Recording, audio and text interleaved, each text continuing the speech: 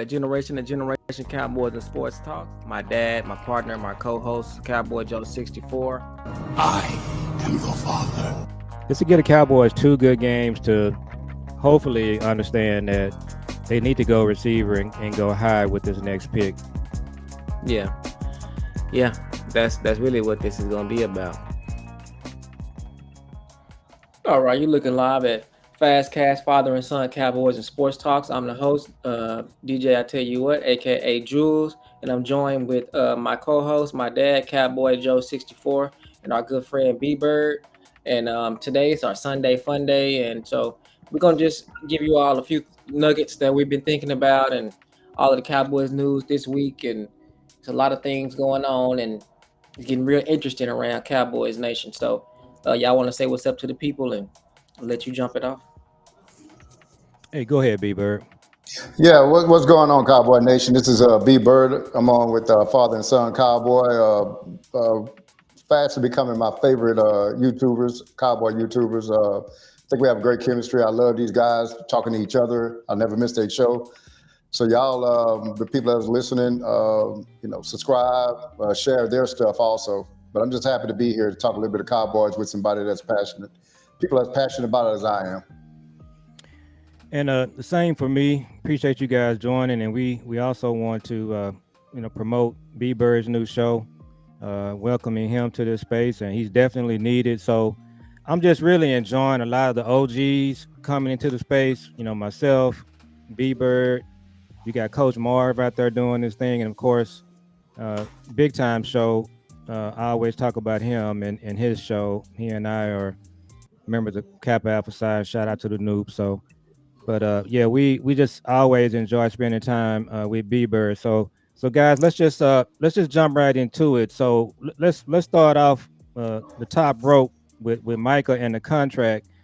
So we saw Friday night, got a little bit of a controversy with Micah laying on the training table, and then we saw a photo with Jerry and Micah's mom. So B-Bird, where do you think this thing stands right at this point? Do you think we see a deal coming this week, or do you think we're looking at him missing some games? Well, if it doesn't come this week, I really would be hesitant about him, even if it comes next week, to him actually playing in the Philly game. You have to worry about him not sitting into action and then going 100% at Philly. You got the soft tissue issues that can happen to hamstrings and other things like that.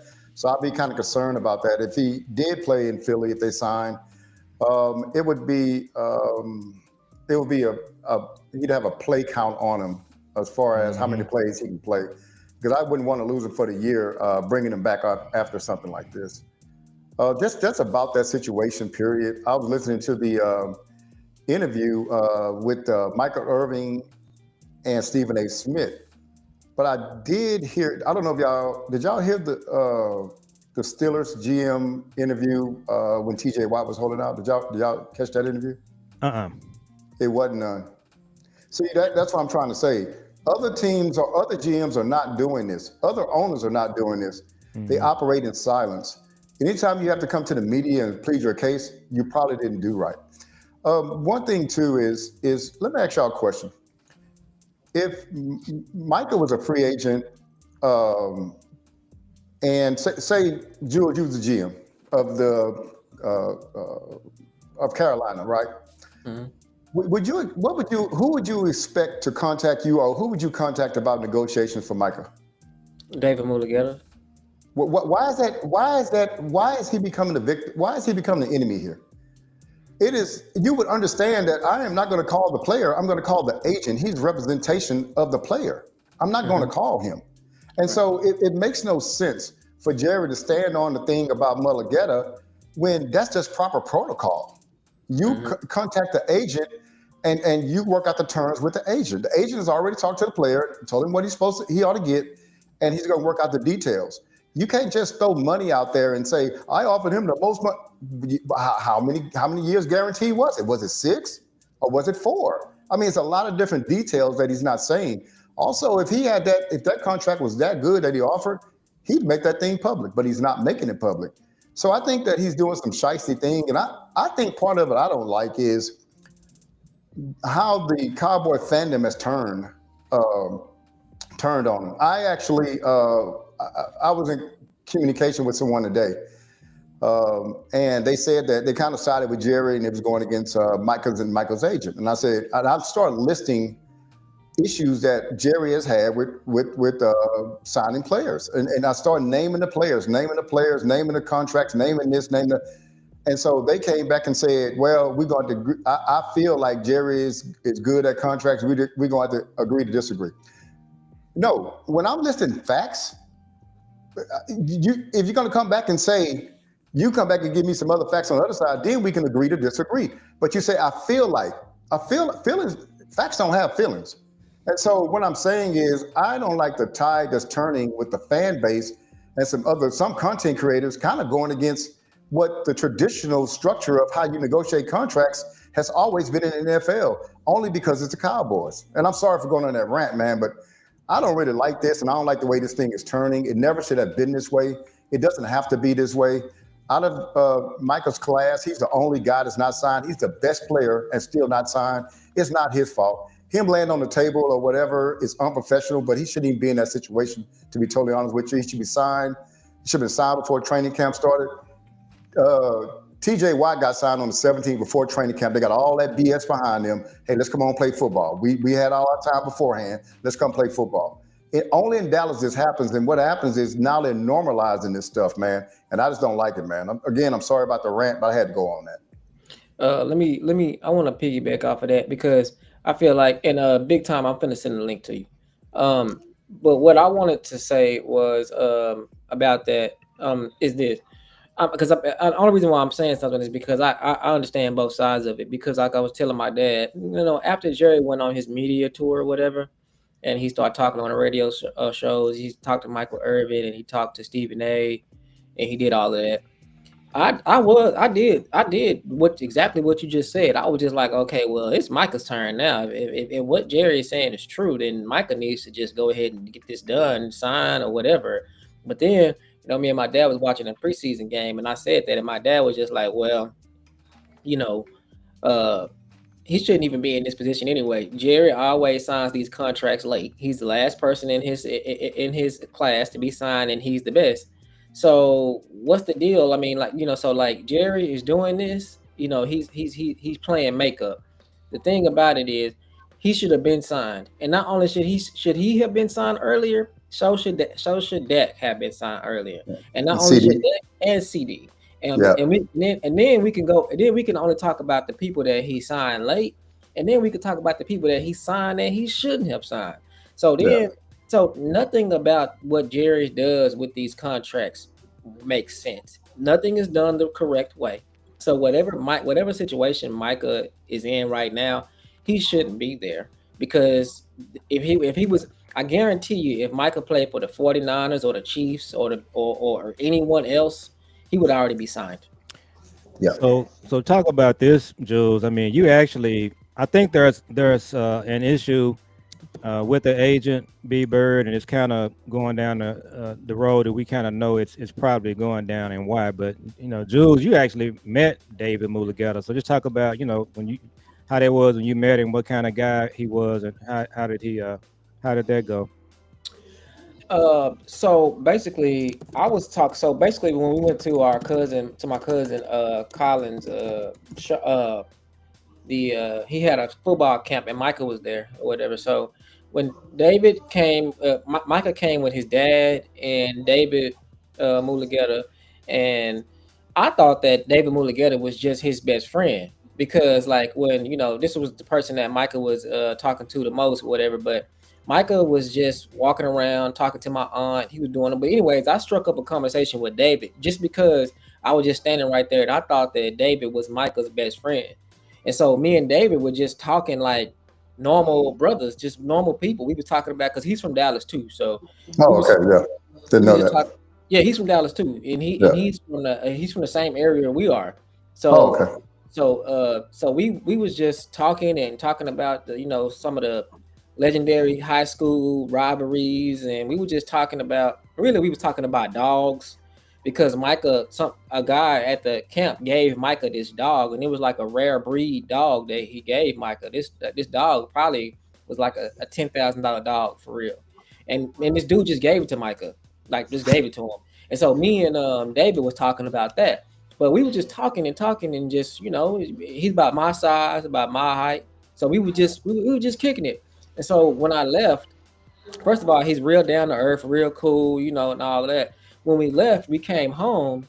I was just, wondering what was David Mulugeta saying about all of this, and what was, Micah saying about this, and on Twitter and everything like that. So I typed in David Mulugeta's name, and lo and behold, that was who I was talking to. And I told my dad, like, yo, you remember that guy that I was standing next to talking to? That's actually David Mulugeta. And my dad was like, really? And I showed him the picture, and I'm like, bro, this is him. I was Yeah. talking to him for like an hour, like the whole camp. And he was just like, wow, that's him. And then I got to looking at David Mulugeta page, and I'm just like, man, this is the $1 billion guy. This is the guy that signed. So it's just like the vibe I got from him, to be honest, would be like negotiating with me, you, or my dad. That's how Jerry Jones that's how David, that's how I feel like David would be negotiating for Micah. It'd be like, we not taking nothing from nobody. We're not taking no mess from Jerry Jones. We not. We were, if we were representing Micah Parsons would be getting the highest paid amount of money, and Yeah. because that's who we are.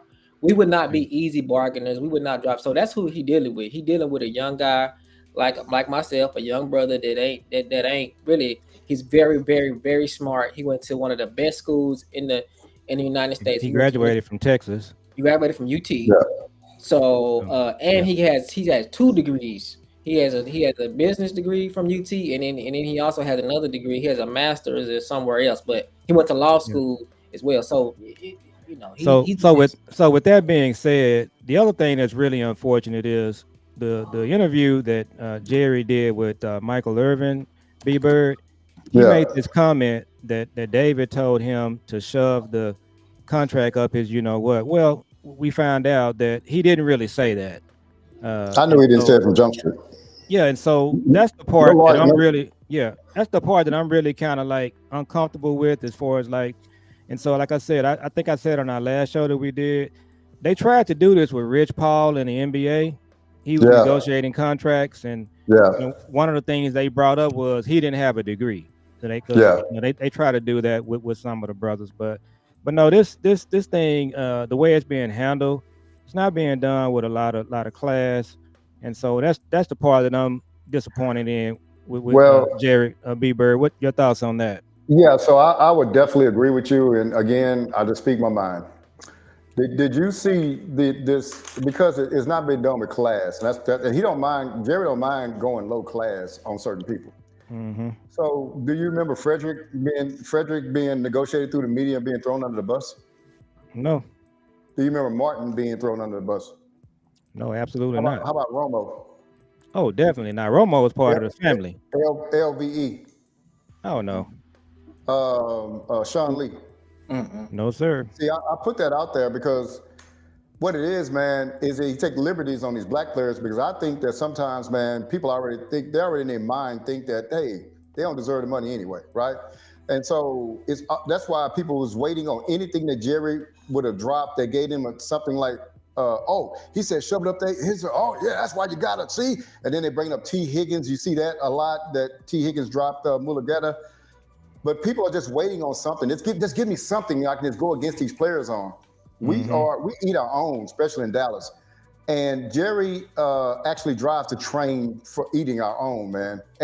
And people always say that, like, oh man, once they sign the contract, everything good. Everything is kind of good, but some of this stuff still lingers, man. This is not good for team building, chemistry, or anything else. You throwing that grenade in there, then be like, oh, okay. Yeah, well, we cool now since I paid you, right? No, we all right business-wise, but some of the stuff you said, you really mean that stuff. You know what I'm saying? And you ain't have to do all that. We could have handled this thing behind closed doors in a professional manner, but you want to bring it outside and do it the way you did it. And it's messy, man. We don't have to do this. No other team in the NFL does this. The only other team that's struggling with contracts is the Cincinnati Bengals, and you know why? Because they're structured the same way. They got an owner that gets too involved in being a GM. When he backed away from being a GM, they made it to the Super Bowl. Yeah, And they're cheap too. They practice under a freeway. Absolutely The cheap. What's up, facilities Big are Time? horrible. Big Time. Can you hear us? I got you. Can you hear us? Can you hear us? I'm here. Okay. How's it going, Noop? What's going on? Good to see you. But then, Let B.Bird finish before I go on my little rant here. Don't go on finish up okay. B.Bird. Much So definitely, bro.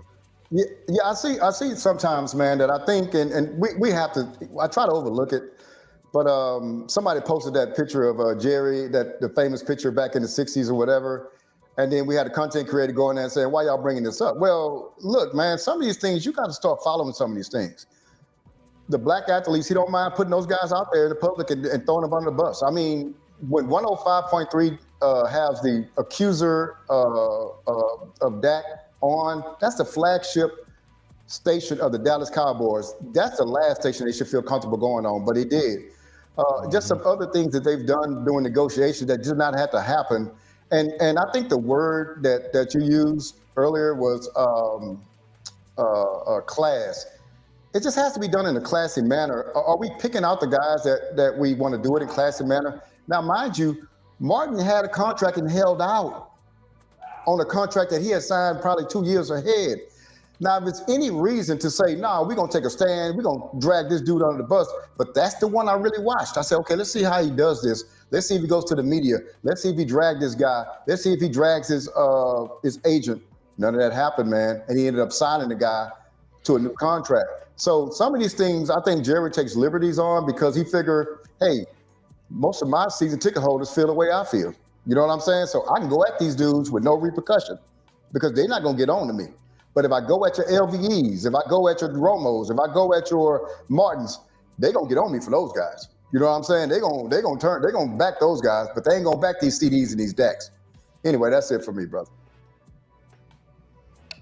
Go ahead, Noop. You have the floor. Listen, don't rush it, B.Bird. First of all, let me go ahead and just say this. It is a privilege to be with guys that's my age. -1. Let me just say that. Yeah. Because but the one that's younger than all of us got more sense than some of the older people. Yeah. Let me say that. So he kind of what I call old school too. But y'all give me just a little time on this. See, First thing first, we got to stop trying to put rationalism on an irrational person. That's first thing. Jerry Jones is irrational. So when you try to put rational thoughts on a guy like him, you're going to mess up every time. This thing is bigger, man. I'm quite sure all of us have seen the documentary. If you haven't, then need to peep it out. The documentary shows this. Jerry Jones hold grudges. We know that. Jimmy Johnson not being in the Ring of Honor for all this time, you can't justify it. That's one thing. Which leads, and I said that to say this, it's bigger, like you got on there, my little comment in the chat, it's bigger than Michael, because it is. Just indulge me for a minute. All of us have the opinion. Jerry ain't gonna never admit it, but it's just the truth. The agent that we're talking about, Dave Mogel, first of all, graduated from college. He's a smart, brilliant man. But second of all, and I think this means something. I know it's going to mean something to one of us now other than myself. He's a member of Kappa Alpha Psi Fraternity Incorporated. I didn't know that. Well, you know it now, Nuke. He's a member, which means there's a different type of swag. It could have been Omega Psi Phi. I'm just saying when you're a member of a fraternity and he's a real guy, but he's also this most important for terms of this discussion. He was the agent of Deshaun Watson. What did Deshaun Watson do in his contract? The Cleveland Browns got suckered into the craziest contract of all time with a guy who reset the mark. And here's the most important thing. All of his money was guaranteed. It was this agent that did that. What happened after that? The owners colluded. They tried their best to try to go ahead and try to get this thing down. The quarterback market is going crazy. They can't shut down the quarterback money. Okay, that's over and done with. Everybody know you got to pay for that. But what does T.J. Watt, Myles Garrett, Trey Hendrickson, and Michael Parsons gonna have in common?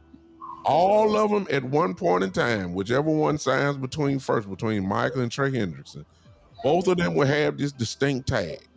They will be the highest paid non-quarterback in league history.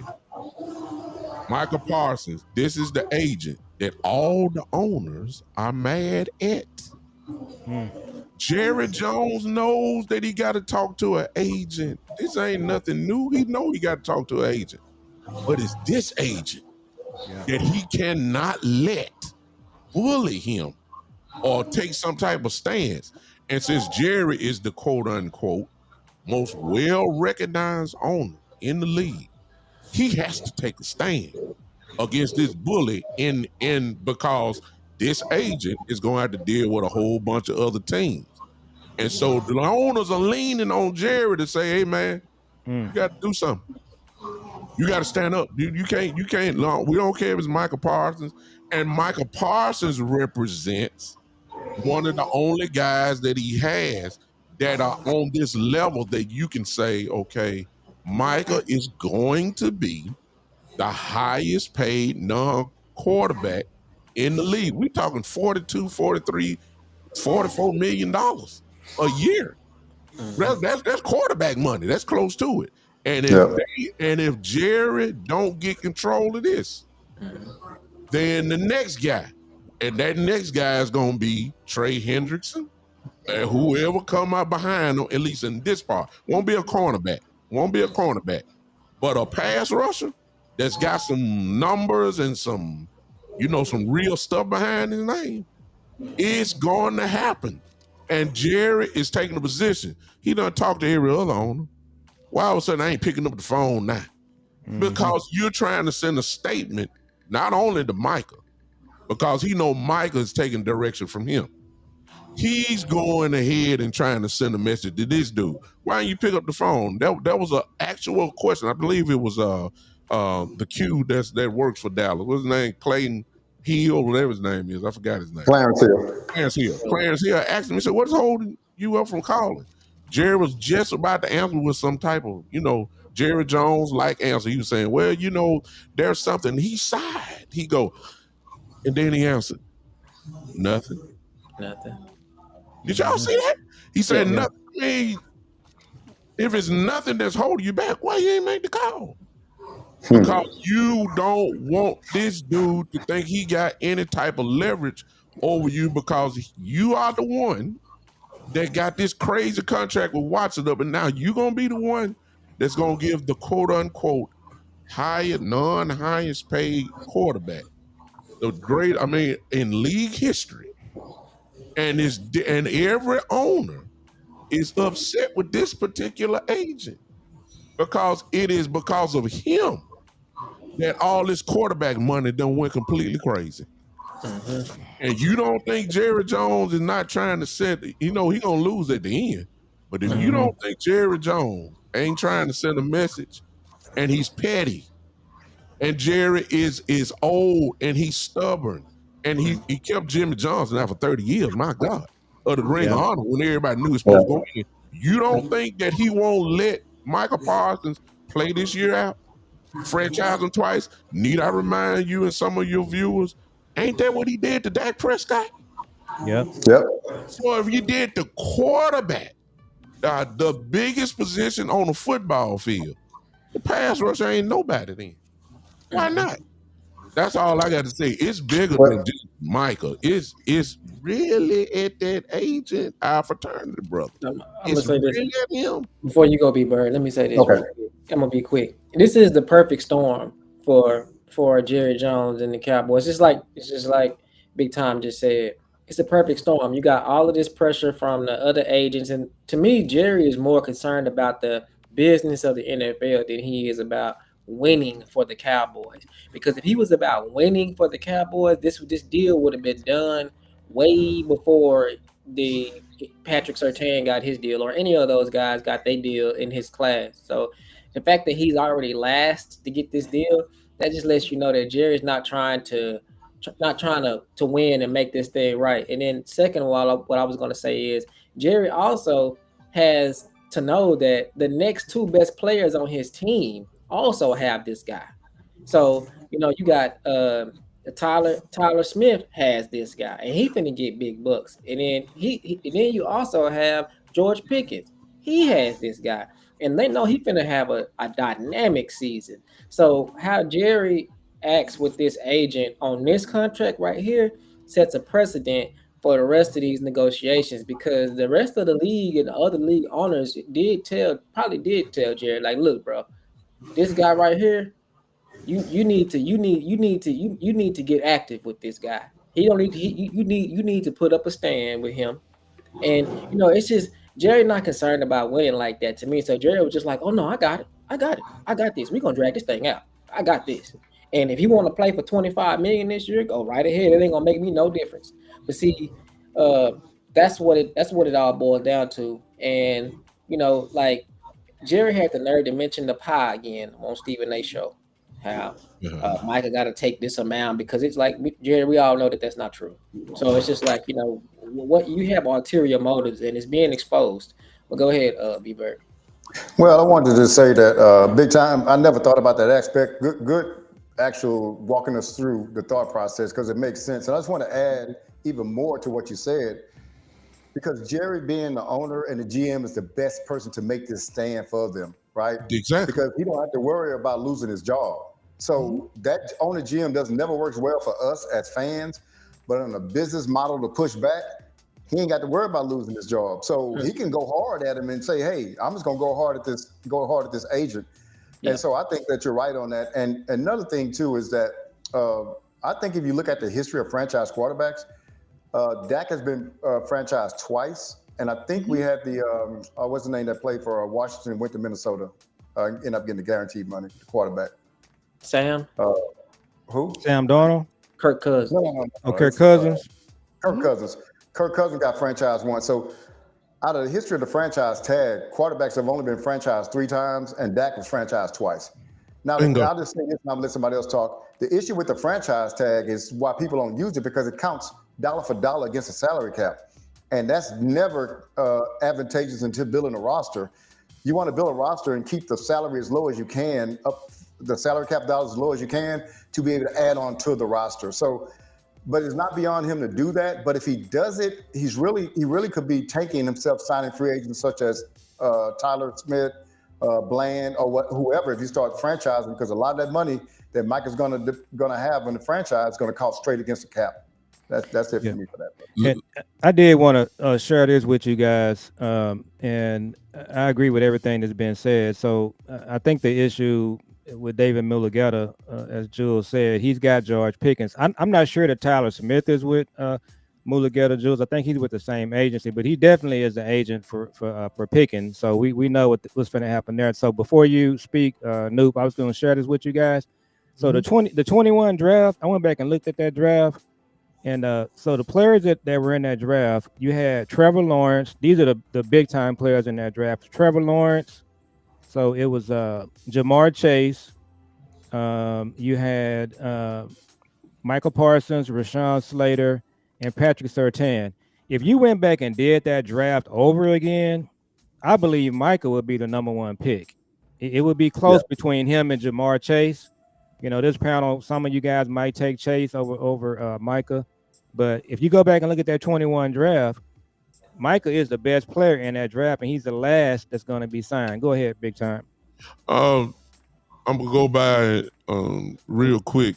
I was just looking at, and I think on Todd France is Tyler Smith's agent, just for clarity. Yeah, if I'm not mistaken. It's the same agency, yeah. Same agency though, so you can't escape. It's called Athletes First. Athletes First. You can't escape. You can't escape Dave. You can't escape the frat. So I brought that up to say this. I don't know if y'all know, but the highest paid guard in the league for this season is Trey Smith, who just signed I pulled it up here, a 4-year, $94 million extension with $70 million guaranteed. Ladies and gentlemen, and y'all know that's the starting in a sentence for Tyler Smith. Trey Smith ain't been the damn Pro Bowl. I don't think he have, and he definitely ain't no All Pro. So what in the world you think Tyler Smith gonna ask for? And if this is the same agent, then Jerry got to go ahead and put his foot down with this agent here, because he coming right back with another client. Yeah. Next year. Well, two. You got Pickens and Tyler Smith. Well, I don't think we're gonna re-sign Pickens, because Jules, I love Pickens. I think Pickens is gonna do some incredible stuff, but I think his price tag just gonna be too high, and just the idea of paying two receivers the amount of money that Pickens ain't gonna ask for no $15 million. That ain't gonna happen.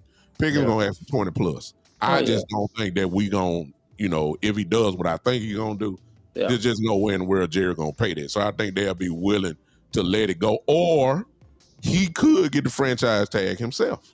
Yes. Let's not rule that out.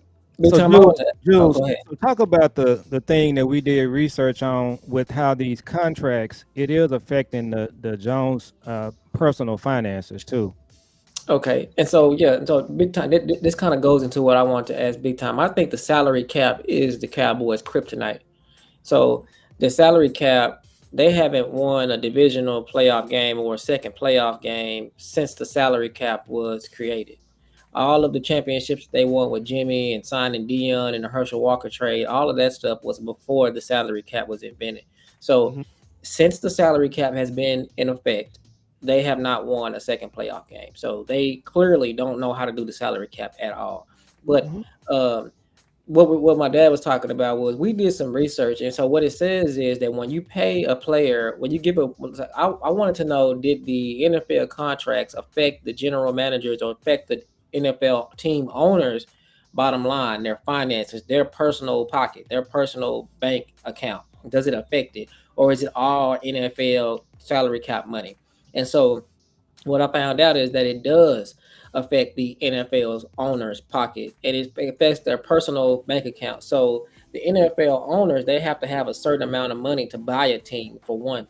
And then number two, when you pay a NFL player a contract, the guaranteed monies, a certain percentage of that guaranteed money has to go into an escrow account the day that the contract is signed. So for instance, like, if you sign a $200 million contract and $200 million is guaranteed, a certain percentage of that has to go into an escrow account that day.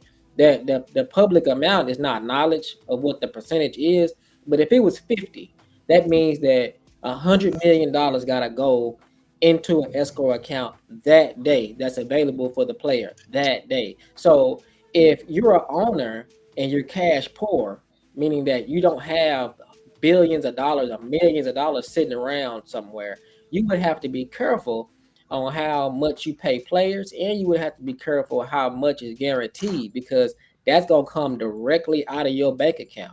So if you have 2 or 3 businesses, it's kind of like having 2 or 3 bank accounts. The way I look at it, you might have one bank account that's for your rent. So you can't go shopping with that credit card. You can't go shopping with that bank account, because that has to stay above a certain amount. You have to keep money in this account. But the other accounts you can kind of spend willy-nilly on. And I feel like the Cowboys account is their rent account, because they don't pay players. They want to use the draft, and they want to use the draft and build. They don't want to pay the players high money. They don't use free agency. They don't do the things that requires you to pay players. They don't do the things that requires you to use that money to put in that escrow account. They do it sparingly, like CD, Dak, and Micah, but they don't do it like we've been seeing. All kind of trades been happening. Teams, year after year, like last year with the Derrick Henry thing. They had cap money to do that, but Jerry Jones said that we couldn't afford it. Well, I mean, that contract was going to be pretty much all guaranteed. So maybe, they cash poor. I don't know, but that's pretty much what I researched. So for B.Bird and Nuke, I want to ask you guys this. So one theory I've had, and we haven't researched it fully. Brian Broaddus mentioned this. It's been a while back. So Brian Broaddus made the comment that the Joneses, they don't have as much liquid cash as people think they do. And so my theory is, I believe every time they have to do a big contract, one of the reasons they handle the contract this way is because they don't really want to take a hit and pay this money. And they definitely don't want to pay it to a player like Michael Parsons, CD, Dak, and you know why. So what do you guys think about the theory that these huge contracts is really affecting them personally with their finances? And B.Bird, you can go first. Before you answer, B.Bird, also like when teams, like when the other owners, when you see the other owners, they sell a portion of their team, or they might sell 25% of their team shares or whatever. The Giants and the Eagles did it. The Giants and the Eagles, the reason why they're doing that is because of that cash flow. Those other companies that bought that, they might have more cash flow and able to say, hey, we can put this amount in the escrow when you get this player. So let B.Bird respond to that. So I wanted to say one thing. I did see this come out last year, big time. I think I talked to it with the other fellows. But so what they did last year, I think it may have been last year, or year before last, they allowed investment firms to come in about 10% of the organization. So let's say the Cowboys are valued at $10 billion. Well, an investment firm come in and get 10% of that, but it's all cash. And the incentive for teams to do it was to get more cash flow to pay more, to pay the contracts, the guaranteed part of the contracts, bonuses and things like that, to get more liquid funds in. So what I thought about that was, and I know a lot of people didn't look at that, but I did, because I said what that's going to do is put us even farther behind, because I cannot see Jerry Jones being willing to do that. Teams that are trying to win are trying to do that. Now, I'll say one thing too. I'm going to give this person credit, Coach Marv, and shout out to Coach Marv. He's a YouTuber now. If anybody get an opportunity, link up to Coach Marv. He's a wealth of knowledge, one of my favorite guys. But Coach Marv brought this out a long time ago, and he made me open my eyes. And he said, I think the Cowboys got a cash flow problem. I think they, cash poor. Like they got you got this organization that's worth $10 or $12 billion, but if you ain't got the cash, it's not like you own Intel and you purchase the Seattle Seahawks on the side, and that's just your hobby thing. And you know what I'm saying? But your major money, no, their business is the Dallas Cowboys. That's what Jerry Jones' business is. So I'd ask you this: we like to sign undrafted free agents, low value free agents. We love the draft, and our big contracts we hate to sign. Did that sound more like the most valuable franchise in the world, or that sound more like the Jacksonville Jaguars? That sounds like the Jacksonville Jaguars ought to be doing. So we operate this thing like a poor team, to be totally honest with you. We operate like we don't have any money. I'll give y'all this. You know why we don't go after free agents? And I'll answer that because of rhetorical questions. Because we don't like getting into bidding wars. The last bidding war we got into was for Brandon Carr in 2012. That's the last top 20 free agent we've ever signed. We don't want to get into a bidding war with anyone. That's why I put out a tweet earlier this year saying if we're going to add any new player to this team, it won't be via free agent, it'll be via trade, because we already know what the salary is. There's no surprises. So think about what we got. We got Gilmore, trade, Cook, trade, and now we got Pickett, trade. We're not signing free agents. That's another deal of we look like we poor, man. Somebody really that has insight need to investigate this, because I think that's what it is, man. They're running this team. Yeah. It's a mom and pop organization, man, but I don't know if they have a lot of liquid funds, man. And they're valued at that much. But here's the deal. If I keep a Mercedes-Benz, a classic Mercedes, and I bought it in '83, and now it's worth $120,000, I don't get the $120 till I sell it. Mm-hmm. I mean, it's worth a lot of money, but it ain't until it's a lot of money in the garage. But I don't see the actualization of that money until I actually sell it and get the money for it. So that's where they are. They got a valuable franchise, but I don't know about the cash flow thing, man. Which explains why they haven't won a second game in the salary cap era. So big time. Well, you know, I just come from a different angle. You guys are more versed in that area than I am, Jules. This is why I like you, because you're very informative. I ain't got time to be researching all this stuff. I just don't. Okay? But you do, and when you say it, I'm gonna lean on your expertise, because I know when you put it out there, you've already done the work. But I'll say this: everybody has the same salary cap, unless you rolled over money from the previous year, which is what every team can do. Right. We just got to just call it like it is. There are other teams that know what they're doing better than what we do. Right. It's really that simple. There are people that know how to manipulate the same salary cap monies that the Cowboys have. The Cowboys say we don't have any money. Somebody else will figure it out and manipulate it and go get another superstar and have them on the team. We've been saying it for a while. Now, I want to say that, and partly of that is, number one, because you have Stephen Jones. I believe we asked everybody give a statement about Stephen or a characteristic of him. Most people gonna say he cheat. The documentary showed you that. Why would he put his elbow in his daddy's throat after he signed Dion? That's crazy. You know, to act by itself. He's very cheap. Where did this lingo? See, it's not Jerry. Jerry would go get a Charles Haley. I know the salary cap different then. He'll go get a Dion. He'll go get a Greg Hardy. Y'all remember that? He'll go get some of these people, the same people. He'll do that. He'll go get a T.O. You see what I'm saying? Even though the Barcells didn't want him. You know what I'm saying? Jerry wanted him. Jerry would make that move. But this go get 3 players for one, that comes from the mouth of Stephen Jones. Absolutely. And now Jerry has adopted that principle. And now we're going to that. Now they will pay. But unfortunately, this is just my opinion. I believe that the success of all these all pros and pro bowlers that we've had, more than just about anybody probably, other than maybe one team, maybe, or something like that. Listen to me. They had to load up all that money because at the time, you got to keep in mind that the salary cap wasn't what it is now, but every lineman that we had was at the top of their position. Tyron Smith, Travis Frederick, Zach Martin at the time. Larry Allen. All them guys, I'll just call you, just about everybody's a Hall of Famer except Frederick. And the only reason why Frederick, because he had to retire early. But he would have been the same way. When you start talking about Dez Bryant, when you start talking about Tony Romo, not because Romo was the best, but you were not going to get another quarterback better than Romo if you wouldn't have paid him. So that's where that our guys part come into play. We'll pay our guys. We will. The history proves it. But the problem is we got to pay all of, and we're running into it right now. It's the same thing over again. That number one, highest paid player in the league history. CD, not the highest receiver, but my God, $34 million. Number 2. I'm sorry. Number 2, guess what? Michael Parsons coming up.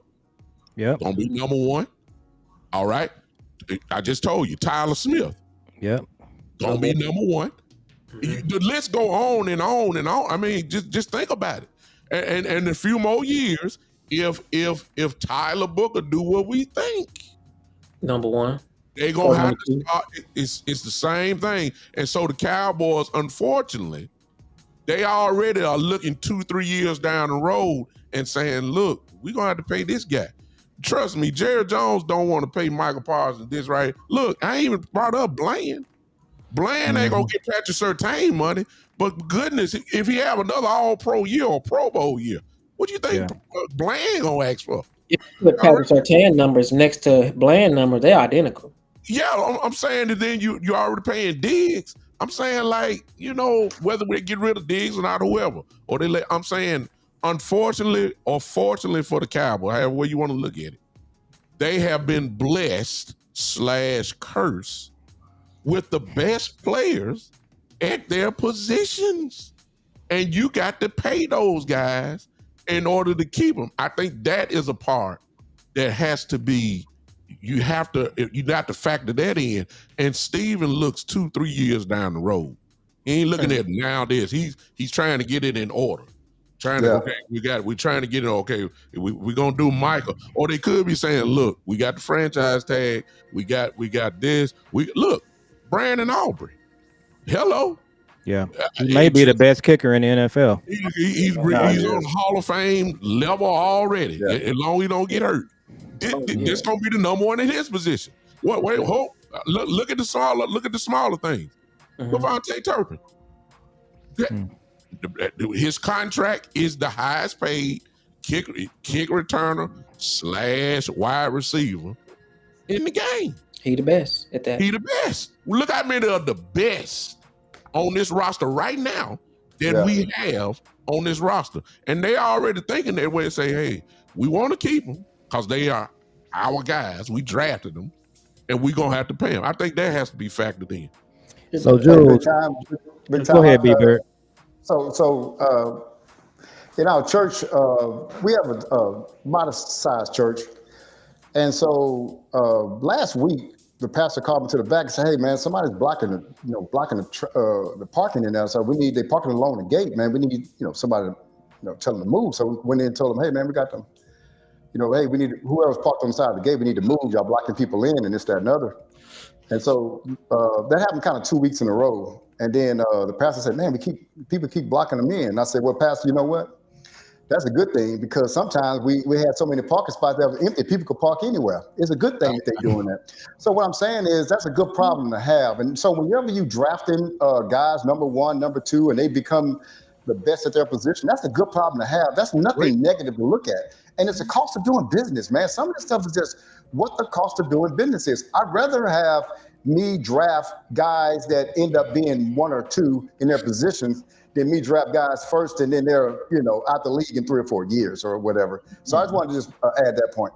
So Jules, before you do that, just talk about recognize the people that's in the chat, and then we need to talk about the people that's listening to make sure they like each show, Big Time Show, B.Bird Show, our show, get the likes up or whatever the case may be. So just talk about that real quick. Shout out to you, Marcus. Shout out to Swain. Shout out to everybody that's been in the chat. JVB Boy. I know Marcus and JVB Boy subscribe to everybody's channel. Y'all make sure y'all subscribe to all 3 of the channels here, and make sure y'all like, comment, and subscribe, and get the likes up and get the comments up. We got a nice size crowd in here. Every time we do one of these, we get the biggest crowd that we've ever had. This is bigger than last times. So B.Bird got his hand up. I got one little thing to say to Big Time. Yo. Big Time, me and you doing the draft was one of the only people that was on this, and I'm still on it. We got to bring Desmond Watson to Dallas, man. I'm done with it. Man, look, please don't start me on that. Is he a one tech? Doc, look, you ain't gonna like it, but he 460. Oh, that's the guy with Tampa. 437 man. You I was talking about that last week. I told you that's who they need to go get. Then I remember I said they need to go get that big boy. He about 600 pounds. I don't know. I've never seen quicker feet on a man that size in my life. I don't either, man. He's powerful, man. I haven't either. I'm telling you. He's an anomaly, man. He's different. I think when you go into those areas, you go to straight traits like a wide receiver. If a wide receiver say, well, he runs bad routes, man, but he run a 4.29. We can figure something out with that. You know what I'm saying? Sign him. So I say sign Desmond Watson, man. So I want to go around the horn. Let's just go ahead and switch over here. And we'll start out with Big Time on this one, Jules, and work our way around. Mozzie Smith. This morning, Brian Brada said he's hearing that Jerry Jones is talking to the coaches about keeping Mozzie. And then it was another content creator that reported that he's hearing that Mozzie is going to be cut. So it's a kind of a little bit of both out there right now. So Big Time, Mozzie Smith, does he make the cut? And what's going to happen at One Tech? Because we still can't stop the run. I don't think that they have no choice but to keep him, to be honest with you, because, I mean, we already somewhat thin. I mean, we loaded in pass rush, but we're not loaded in we're not really just got guys, and then the guys that we have are, we talking about an XFL player in Winfrey. We talking about a rookie and Jay Tor, and Solomon Thomas is somewhat of an older guy, and Peyton Turner is a tweener, if you ask me.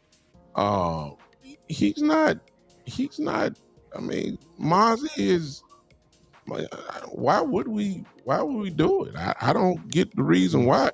And the truth of the matter is this. See, it's the Cowboys' fault because he got drafted in the first round, so there are first round expectations on him.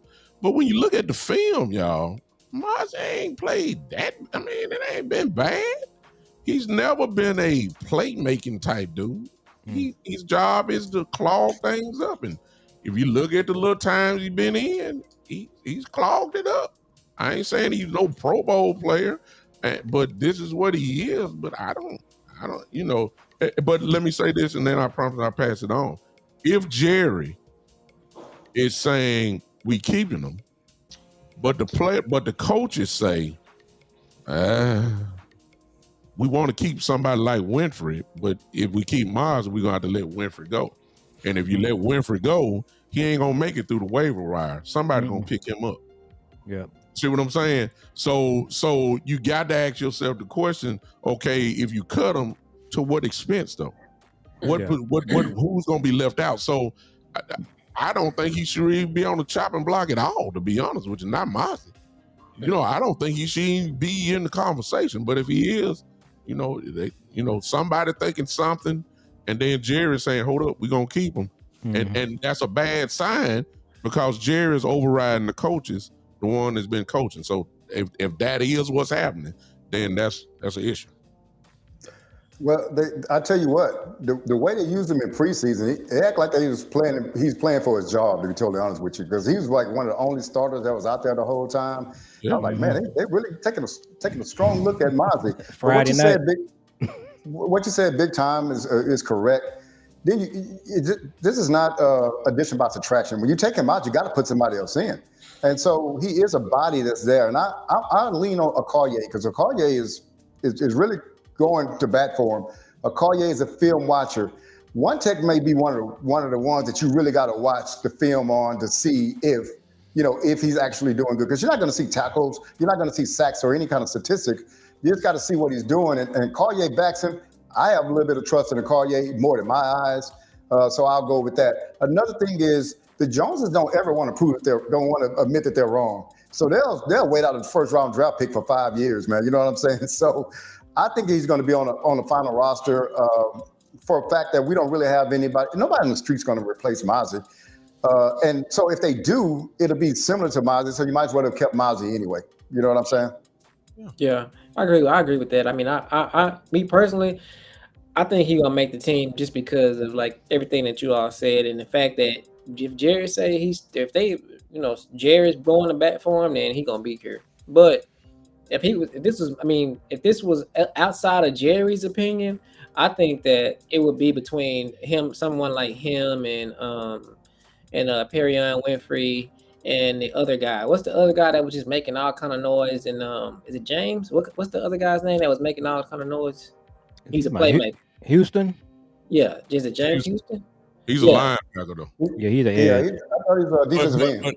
He's a defensive end / linebacker, but he's at the bottom of the barrel fighting for a spot. So somebody like him, if you could keep him and Perion Winfrey and get rid of Mozzie, Mozzie would be gone, in my opinion, because Eberflus has this system to where he got all these 3 ticks, and Houston and Winfrey, they kind of fit the mold of the Eberflus, the person he wants, right there. I mean, and they doing good, but Mozzie just really doesn't have a position. He's really not your standard 3 tech. He's not good at it. I mean, standard 1 tech, he's not good at it.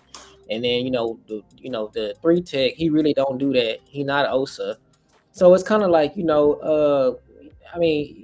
But also, like you said, I mean, if you remove him, you got to replace him with somebody. So that's another thing I've been texting my dad and my uncle about all day. I've been seeing DT after DT after DT get traded for 7th round picks and To, 6th round picks yesterday and today. all throughout They're the not wait. They're NFL. not waiting on. They're not waiting on the They're waiting on the on the waiver cut. wire. They're identifying people they want to get, and they're going to get them, man, because it's going to be And hard on the waiver wire.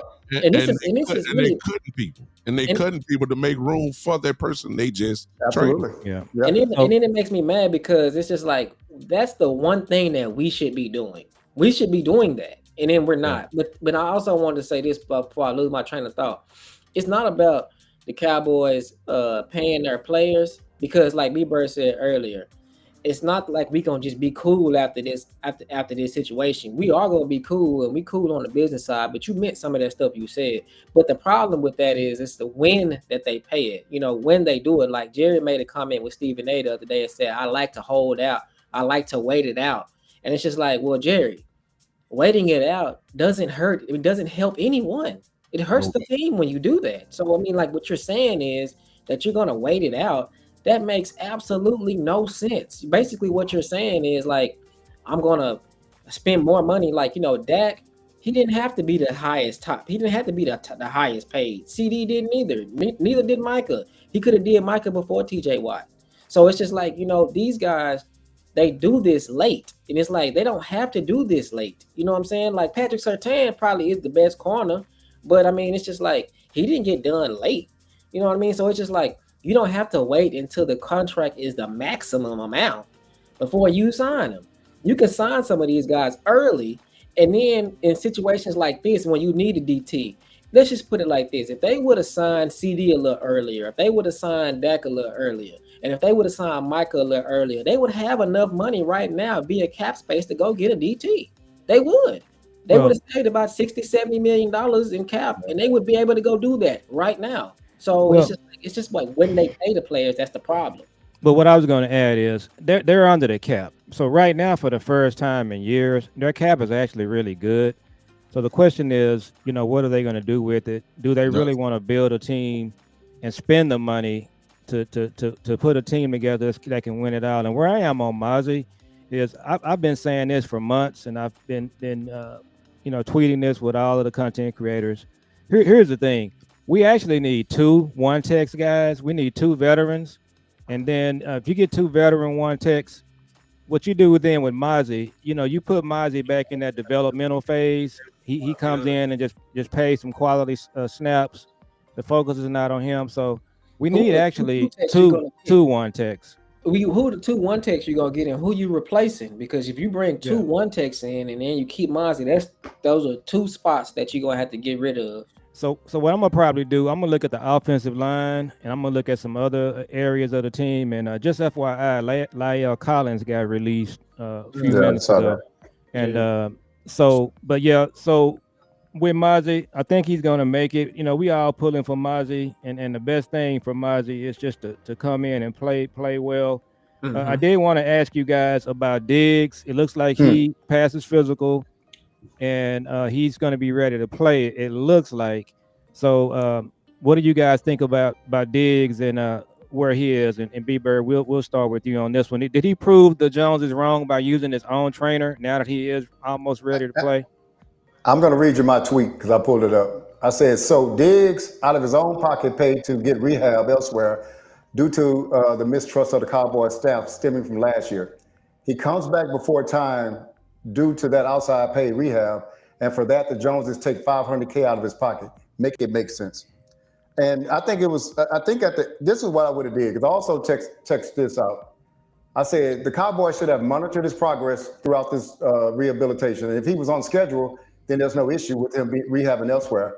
If he was behind schedule, then they could have fined him or whatever. The Cowboys were offended by his preference, even though the results were favorable to the team. That's absolutely right.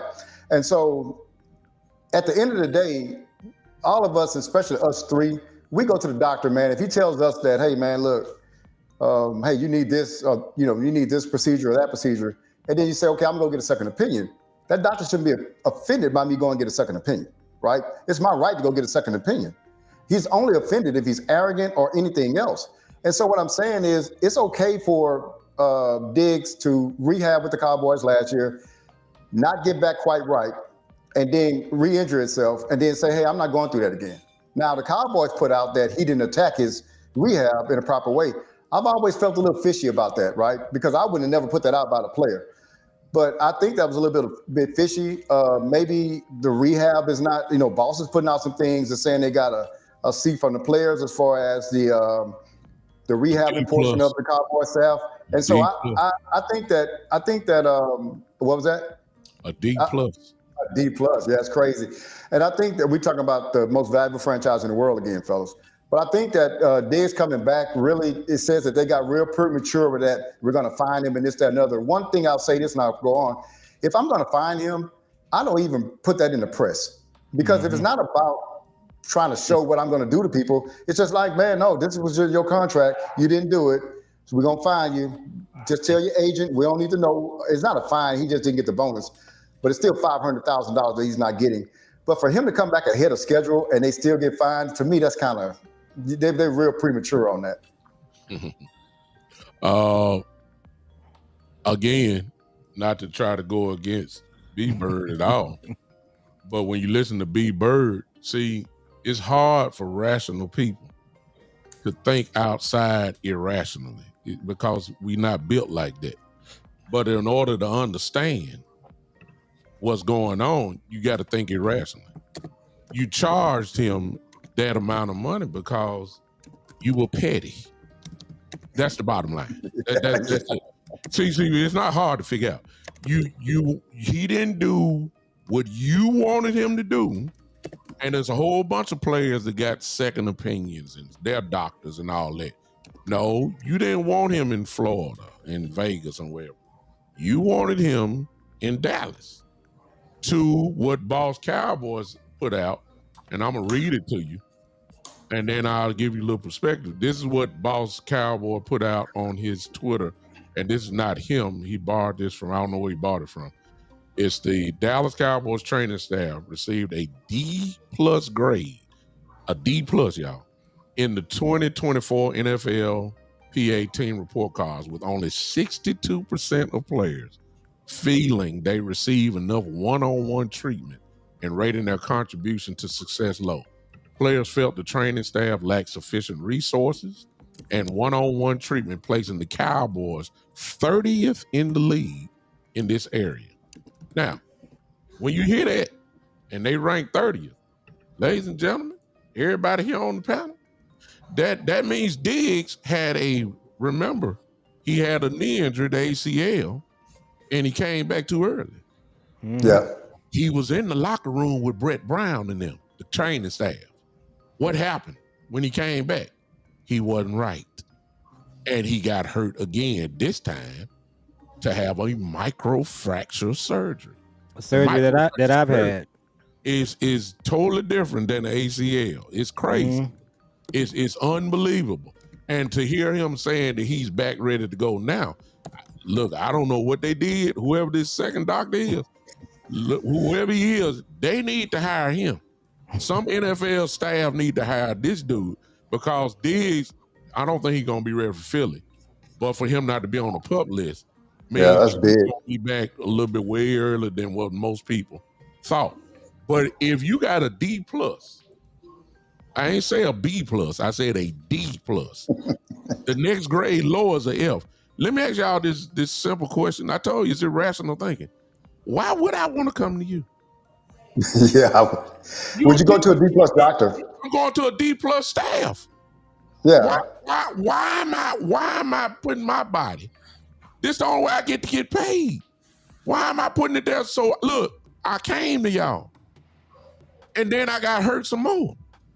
Why would this is not hard? Why would I come back to y'all? So to answer your question, Newt, listen, we'll see when he comes back if he's the same. But for him to even be not put on the PUP list, that is incredible. Considering that he came back, I don't think the ACL was right. And then you pop that off with the microfracture surgery, and now you come back from all that, and now you ready to play. Hey, kudos to him. I'm glad he's back. He makes our team better. No question. I'd rather have him on the field than Andrew Booth. I'll leave him alone. But check this out. we talked about this earlier about the cash flow. The thing is, they got the D plus grade because they don't have enough staff. They don't have enough staff. Why? Because they don't want to pay what That's right, normal man. teams pay. So it keeps coming. We keep coming back to the same thing. When these guys got to spend money, they don't want to spend the money, even for their, their staff, their training staff, their rehab staff. And by the way, I have another theory that we're gonna talk about in another show, gentlemen. I have a theory. They hired Eberflus because Chicago is paying part of his salary. And I don't think he was the best hire. So they got Eberflus on a discount, which goes back to where we started at. Your comment, Jules? No, well, before Jules go, I'm sorry, but Lou and our brother Lou is in the building. Y'all see What's up, Lou? What's up, Lou? Listen, I'm gonna take it words. If you got a D, I don't even want you treating my allergies. I forget a high ankle sprain. I don't even want you treating my allergies. I'm serious. Go ahead, Jules. Hey, we wouldn't even go to a D plus restaurant. That's what I'm trying to tell you. No, I want y'all to. We need to ask Jared. Hey, you got a new building you about to put together. Would you go to a D plus architecture? Would you go to a D plus? Would you do that? No, he would not. If you were going to purchase a building, would you talk to the owner of the building or would you talk to the real estate agent? Who would you talk to? So my thing about the Trayvon thing is just like Trayvon. I got two things that I think about Trayvon. He gets a bonus for every game that he plays. You know what I'm saying? So it's like 52,000 a game, and then it equals to $1 million at the end of the year. So, and then I also think that Trayvon thinks that his 85% is better than everybody else's 100%. So I feel like Trayvon gonna come out there, and he'll be somewhere between 85 to 100% ready to go, and he gonna play like it. I feel like he gonna play like it, So I feel like he ready to go. When Dak got his hamstring injury, the Cowboys doctors told him that he needed season-ending surgery. Dak went and had 2 more assessments done. He went to 2 outside agencies to get the second opinion and the third opinion, and then after that, Dak chose who did the surgery between the Cowboys doctors and the other doctors that they all came together and they all decided who would do the surgery. So that just goes to show you that they being petty. They choosing who to do this with, and they choosing who to make this a big deal with. Why do we even know about that? Why do we even know about that? It's because they just want to be petty with Trayvon. They want to be. And it's got, it's certain players that they gonna be petty with, and it's certain players that they not gonna be petty with. They ain't gonna be petty with Dak. Well, it's bottom line, Jules. It's bottom line. Yeah. You didn't do what I told you to do. Right. That's it. You did not come to Dallas. You did what you wanted to do, even though we know you was working, because we called and checked. That's what Brian Schottenheimer said. We know we're keeping in touch with his people, and they say he's working. So he working, but we can't see you. Well, shoot, if you didn't want to see him, fly y'all tail down there. Send somebody down there to go look. And then I didn't like this either. And then I didn't like how Stephen Jones and Jerry was just like, oh, we had a conversation about this, and he knew he was going to get fined, and he still made that decision. Yeah. And in that same day that he said that, Trayvon was out on the practice field, and Trayvon was like, nah, I had no idea I was finna get fined, so I didn't even know about that. And we was like, well, Stephen and Jerry said that you did, and y'all had this conversation, and that you chose to do it anyway. And Trayvon was like, nah, I didn't know nothing about that. I was shocked. Yeah. So let B.Bird go. We're going to do one other topic and we're going to close out. Go ahead, B.Bird. One of the things, man, this is a little retrospect. I remember when Jerry was talking to the opening press conference, he was talking about Parsons missing 6 games, which he missed 4, and Dak missing games, him paying the contract and them missing games. I think that lends a little bit to, let me give you a little bit of me. Whenever I make a decision, a big decision, I make it with the facts I have at the time, right? So if I make the decision with the facts I have, I feel confident going forward no matter what happens, even if it doesn't pan out right? And so when you're making a decision as a GM, you make it with all the information you have at the time. Now, somebody might get hurt, but I'm not going to go back in 2020 hindsight and say we shouldn't have did something like that. So I think that but that's what happened when you work with emotions, right? I gave this example the other day, and I'm not going to be long-winded about this. I used to gamble a long time ago. And so I used to play blackjack, but I was bad at it, right? Because I used to go off hunches and feels and all this other kind of stuff. If any of y'all know how to play blackjack, y'all get what I'm saying. So I was at the job one day, and this engineer came to me. He started talking about gambling. I said, "Oh yeah, man, I go, but I don't do too well on blackjack." And he said, "Well, do you have a card?" And I was like, "Well, what card are you talking about?" He said, "Well, they got a card that tells you when to hit and when to, when to hit or when to stay." I was like, "Oh man," I said, "That's like a cheat card. I mean, you can bring that in." He said, "No, you can sit and put it right on the table." And so the last time I ever gambled, I went to the casino and I played off that card. What I did is, when that card told me to take a hit, I took a hit. When it told me to stay, I stayed. I won. But it wasn't a thing that got me winning. The thing it was is that I didn't second guess my decisions because I knew I made the right decision every time. But the card's going to fall the way the cards are going to fall, and you're going to lose even if you make the right decision. So I don't like them. They don't have enough conviction to say, or they're too attached emotionally to the money, to whereas another GM would handle it like I'm at the blackjack table with a card and they're just making decisions without emotions. That's how it has to be. The Cowboys are too involved emotionally with their contract, with their decisions, and I think it affects a whole bunch of things, man. And I've always been on the road as the reason that owner GM model, it just doesn't work because the owner is being the GM and he's in his feelings and he the one that has the purse. And that's why we have this thing with Micah out there in the public. That's why it was the Dak. That's why it was the Zeke who. All these things were emotional things, man. We don't talk enough about his emotion. That's why we went and got Trey Lance. It was because of Dak Prescott negotiations wasn't going good. He wanted to bring in Trey Lance, showcase him, and then get some leverage. It just didn't work out. But all those things were emotional decisions, man. And Jerry's just a little bit, and I don't think Steven is, but he's just cheap. Jerry's just emotional, man.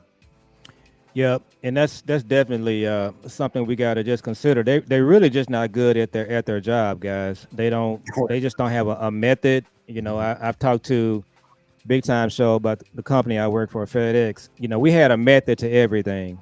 It was ran like the military. You had to be precise. You had to look at trends, and if something wasn't working, you had to immediately fix it. It wasn't allowed to go on for months, and definitely didn't go on for 30 years.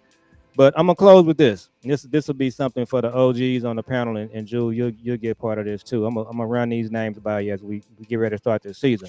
So we got Tony Dorsett, Emmitt Smith, then you had DeMarco Murray, Ezekiel Elliott.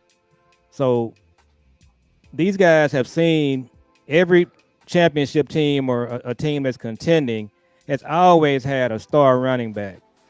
So the call is coming from inside the house. So how did they go an entire offseason in 2 or 3 drafts and not take a running back in the first 2 or 3 rounds?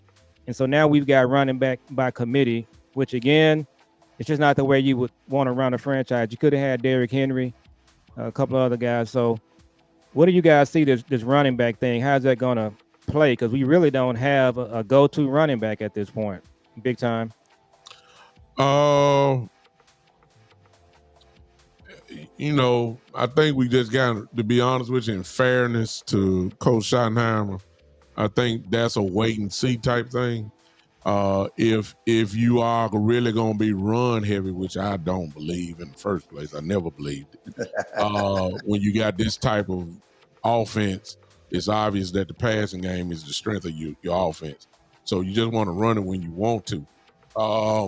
You got a history of injured guys that are here. You're talking about Sanders and Williams. They're injured prone type guys. So they leave you Blue and a Lemke, and I don't know if they're gonna keep somebody else. There are a lot of people think about Deuce. I don't think Deuce gonna make it. But regardless, you need a committee because you got a bunch of hurt guys.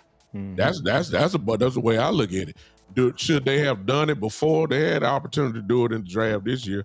They chose not to. I think it was a blessing to get Blue in the 5th round. That was, for him to be there, that's a pretty good bargain. But we could have, got a Caleb Johnson that's in Pittsburgh now. We could have got they chose to go Booker, which I totally approve of at when they at 12. So I'm not gonna argue with that part at all. But the running back position is kind of like the DT position. We never valued it other than, when we got Zeke. And then after that, when Zeke started going down, we were blessed to get Pollard. But I got something better than that. At some point, y'all, let's just be truthful. Y'all don't have to agree with me, but we just let 1,000-yard rusher go on a bad team last year. That was Rico. Yeah. Rico on this team, we would have been somewhat satisfied. Probably your best running back at this point. You would have been Rico would have been okay with us right now, and they didn't give me the rest of the backups. But we didn't. We decided to let them go, and now we do this committee thing. Look, this thing this year, to be honest with you, is gonna be about the triplets. It's gonna be about Dak and Pickens and Lamb. And you throw in Ferguson, you throw in Turpin, you throw in whoever. That it's gonna be about the pass. And I don't think it's gonna be all about that running like he trying to preach. He ain't gonna have no choice. But that's what happens. The pass to set up the run is what we're gonna see. B.Bird, what you think about the running back situation? So we don't sign free agents because we felt like the front office felt like they got burnt with Brandon Carr. We don't value running backs because they feel like Zeke got them on that deal.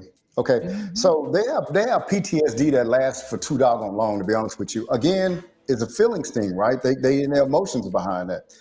But I thought last season, I talked to Law in the last offseason, not last offseason, but one before 2024 season. And I told him not only would I have gotten Henry, now this is before, I would have got DeAndre Swift on the backside. I am a contrarian. When the whole league is setting up the pass, now I'm going to run the ball. Because guess what? Your linemen are set up to get after the quarterback. They're light. Your linebackers are set up to cover running backs and tight ends. And your safeties are built to cover. So now it's time to run. Well, what's the most inexpensive thing on the field? The running back. So I would tell you this. Henry is more valuable than CD Lamb. If you really look at it. Look at how many times you can get a ball to Henry a game versus how many times CD Lamb get together. Can you set the tone with a wide receiver or a running back? I'll be back in a minute. And he was only $8 million last year, man. We got to start looking at these things, man. This is what you can't even get a number 3 wide receiver for $8 million. So while the whole league, I think they have conspired to keep running back salaries low. I've always said that instead of having one guy get 15 yards, 15 touchdowns, they'd rather get 3 guys get 500 yards and 3 guys get 5 touchdowns apiece. That way you go to each one of those individuals go to the negotiation table. You can't run with 500 yards. What are you talking about? And so they've done that to keep that value low. But if you look outside the box and say, man, running back is still valuable. I think 2024 showed that because with Saquon, with Henry, and really the linchpin for turning Philadelphia around was Saquon Barkley and the threat of Saquon Barkley and all the things that he did. That was it, man. And so going back to us, I think we do have to. We've never won without a lead back, man. I'm talking about one of the dudes that we can get about through 20-something times. They're gonna get us 115 yards. We've never won big without that. Also, too, man, I'm going with big time. I don't know how we gonna do this thing because we set up to run, pass, but we say we're gonna run, but we look like we're gonna pass more than what we're gonna run, man. So I don't know what we're gonna do here. Hopefully somebody emerges and say, nah, man, this guy here has been at game 3. We're going to get this guy the ball 20 times, and everybody else going to get the crumbs because he's performing. Hopefully that's blue. You know what I'm saying? So we just got to, it's a wait and see thing. We hadn't seen the real offense kind of roll out yet. So we just got to wait and see what happens, man. That's my take on it. So this is my take on it. So I feel like, and then we'll wrap after this. We've been on for about an hour and 20, but we're going to wrap after this. I know. That's it, so my thing is this. I agree with both of you guys. I agree with big time. But I'm gonna say this. I do have a little bit more faith in Blue and Maffa and Lukey. I do have a little bit more faith in those 3 guys. I got faith in Blue. I got faith in Maffa, and I got faith in Lukey. Now I'll say this also. We've never the Cowboys have always been a team that's doing good things in the running back. We've always had a star running back, but there are teams in the league that don't have, just top 10 running backs, and they're good teams. And then there's also another thing too. There's also teams that their scheme is what gets their running backs going. It's just like the 49ers and the Rams, and you know what I'm saying. It's just like no matter who their running back is, their running backs do good because of the scheme and the misdirection, and they just do good no matter who the running back is. So we have to wait and see if we can have some of that going on. And then also, when I look at like Cincinnati, Joe Burrow can't run. You know what I'm saying? And we don't even know who their running back is. But Jamar Chase and T. Higgins, they Chase will put, Brown.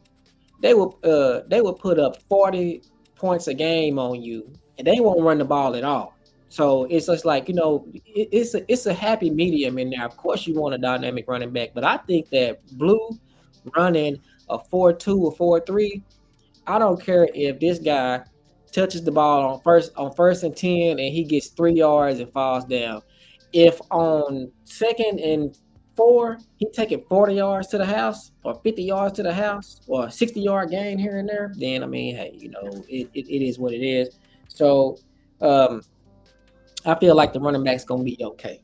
Yeah. I don't feel like it's gonna be that big of a deal, and I'm more concerned about defensive tackle than anything. I'm more concerned about stopping the run than I am us being able to run. So Yeah.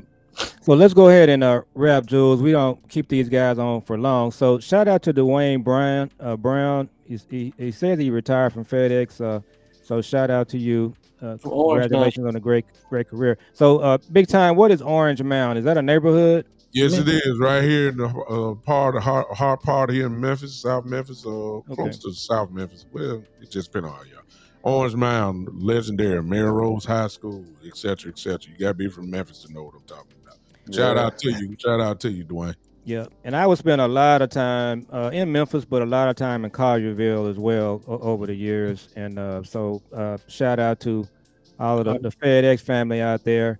And so big time show, B.Bird. So B.Bird, go ahead and promote your new show. It's terrific. Look, B.Bird really is one of the people that he's one of the best.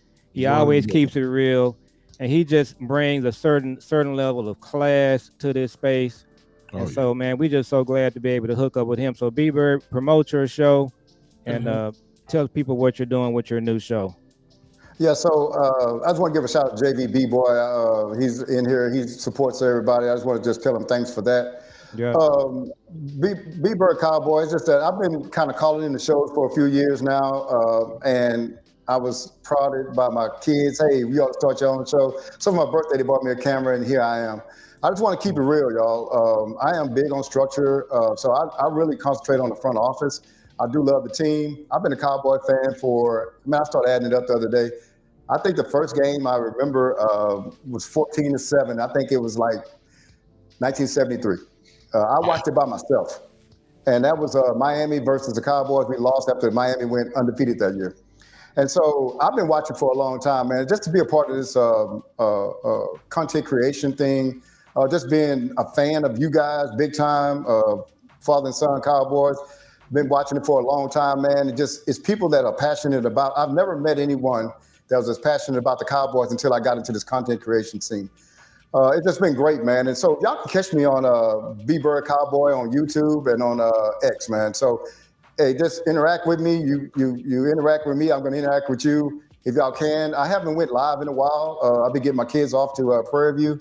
And so I had to take them each at a certain time. So I've been kind of busy. But I am going to get back on it. I've been dropping some videos. That's probably how I'm going to communicate. I will start going live later on. But hey, y'all just support me. I'm just going to keep it real, y'all. I'm not in this for bucks. If that comes, that comes. But I'm just in it for the passionate Cowboy fans. And we're trying to get 6, y'all. So that's what I'm in it for. That's it for me, bro. And big time, talk about your show. Well known. You've been around for a while and just doing terrific things and somebody that we certainly admire. You were one of the first people I listened to in the content space, and then found out that we're fraternity brothers, which took it to another level. So go ahead and talk about your show. First of all, listen, really, I'm taking this totally different. I respect all of y'all. First of all, B.Bird was one of the people that were respected just from the chat group. I mean, you got to be up at all these chats going on, but when B.Bird said something, you locked in on it. He's been on my show, of course. Been with all the other brothers and stuff. So his name was already out there, and was so glad. He's one of the ones, along with Coach Marr, that we've always said these two guys here need to do a show, because you can tell by the content of what they're saying in the chat that they were great. And it just made perfect sense. So I, for one, am super hyped that B.Bird is in the building now. Appreciate you, brother. To put a face to the chat now. And what you're gonna hear is somebody that's well versed in what he's doing. As far as Jules and my frat there goes, listen, I was just so happen to be, popping, and then here I, and I see you guys after y'all came, kind of came my way. Listen, man, the numbers or subscriptions don't dictate the quality. And what I'm listening to when I hear somebody like Jules, who's super passionate but highly informed, research, et cetera, numbers guy, and then you got Pop here, and he is kind of like B.Bird and myself. We just buy some of the most relaxed content creators that you're gonna find because we old. You understand me? We ain't finna have no blood pressure problems on it because we know the Cowboys. We tech Shram boys. You understand? We Absolutely. We were Cowboy fans before Jerry Jones got here. Exactly. Jules, that's it. That's where we come from. That's right. Group back there. We with Jerry Jones is kind of like a comedy show for us. We even though Jerry won, we know his type. And when I say that, I'm talking something completely other than football. I'm sorry to you young viewers, but we know stuff because we lived it. I'm telling you a different way.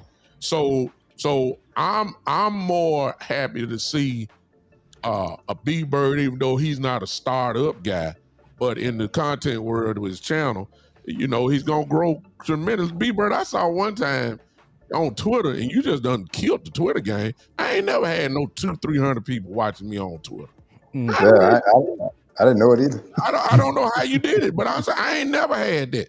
And I've been in it a while, but I'm just saying it's stuff like this that I'm talking about. Jules, the father and son content. I mean, it's just a blessing to have father and son just doing anything together. That by itself, that's enough to applaud right there. But let me carry this thing and up the ante. See, I'm a pastor, as most of you know. I'm an assistant pastor, and things are not by coincidence. Now, I want everybody to look at this screen, and I put my channels on here, and I see most of y'all that came, and I see some of y'all in here. Ladies and gentlemen, whether you know it or not, and to B.Bird and to Jules and Nuke, we done fill up on the show here. I just want to put it out there. I don't know if you want to call it the OG Cowboys, whatever the old men. What I don't give. Put men with gray beards like mine. I don't care what you do. I'm just saying there is a space, and I will show you the numbers from at least from my group. My group is not like Lou over here. Lou takes, I think he's still in here. Boss, Kenny, Landlord, all my brothers. But I don't get the 25 to 34 group. My group is mostly a group from 40 plus. Yeah. Is that a coincidence? Probably, yeah. It's not a coincidence. It's just that I'm older. And older people like to hear other people talk and just drop it like it's hot and say what's real and ain't got to be all that type of stuff. I think that this right here, and I'm just putting it out there, Jules, you the man. But what you got right here could be something real interesting. I'll just say it like that, and I'm done. If you want to follow me, everybody should know by now the Big Time Show. Just go on YouTube, the Big Time Show. Find this big old face, and you'll be on the right show. Facebook, I'm there. Twitter, same thing. The Big Time Show. Facebook, the Big Time Show. Like and subscribe. Hey, the season is here. All the talking is over with. Let's roll. Yeah. So Jules, I'm kind of say a couple things about you, then I'll let you close us out. So one of the things that I'm really impressed with these two guys here. So, fathers, and we throw the moms in there too, and then I have a daughter. So anytime you have parents that are involved with their kids, you shouldn't take it for granted. It means a lot. So, B.Bird was talking about dropping his kids off at PV. we know what Big Time is doing with his son, who's playing football. He's a AAU basketball. So when you got the parents involved with the kids, it's a wonderful thing. You should never take it for granted. So my son, this content thing was something that I said I would never get involved with. I wasn't interested in being on camera, none of that. And I'm a behind the scenes guy.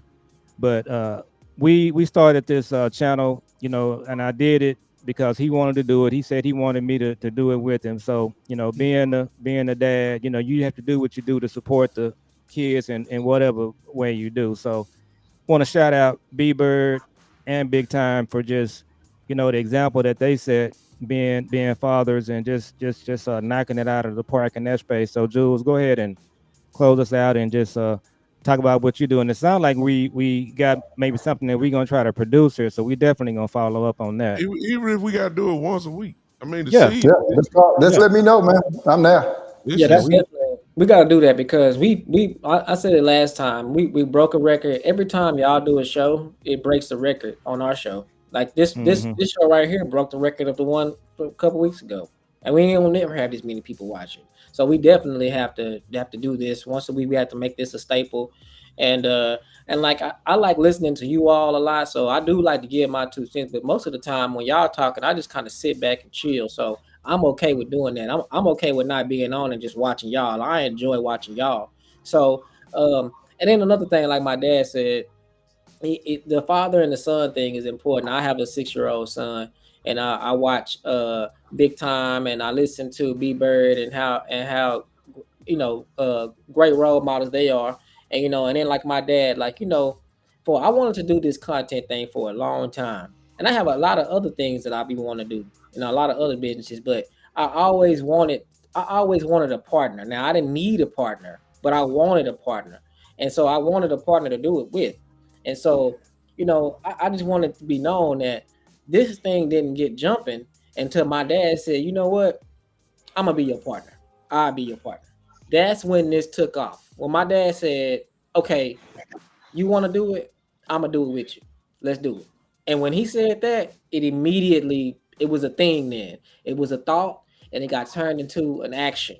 So it got turned into something tangible. The moment that my dad said, "All right, let's do it. I'm gonna be your partner." So that's a lot of times that's all you need. So shouts out to my dad, but I would always tell my dad like, "Yo, this content space, these content creators, these are the guys like us. These are the guys that think like we do, that talk like we do. You gotta check this out. This is our space. You know what I'm saying? This is our space where we can. This is our safe space where we can be safe. Because we're not, like he said, we're laid back type of guys. We don't be out there like that. But this is our space right here. And so I just want to commend my dad for that, and just like I said, this is a great thing we got going here, and we building it from the ground up, and we building it right, and so. And I did want to tell Big Time Bishop, I want to tell you this: September 4th, my son will need prayer. He when he watching the games, he's like, he needs prayer. That's all I can tell you. He takes it really hard. It ruins his day. It ruins his week. Yeah, I'm past that. We're more mature, so he does need prayer. Well, he need prayer, and I was once like that as well. And when you put out yourself out like this in the content world, and you got a lot of people who follow you, you now become the target regardless. So it only increases. We're gonna pray for his patience and his, we got to be specific. We got to pray, ask God to increase his patience, give him peace. It's the only thing that gives me a natural high. It gives me a natural high. I just have to be, my mind have to be right. I have to be, I have to have my water on this side. I have to have my Coke on this side. I have to have, patience. Sometimes I have to watch it on my laptop so I can stand up and move around and just kind of, walk a little bit. Or, it's just. Let me throw you why it's important. And I'm gonna need your help on this with Jules real quick. I need you to. The last comment is Chris. Well, not now. Robert King is there. What's up, Robert? Chris.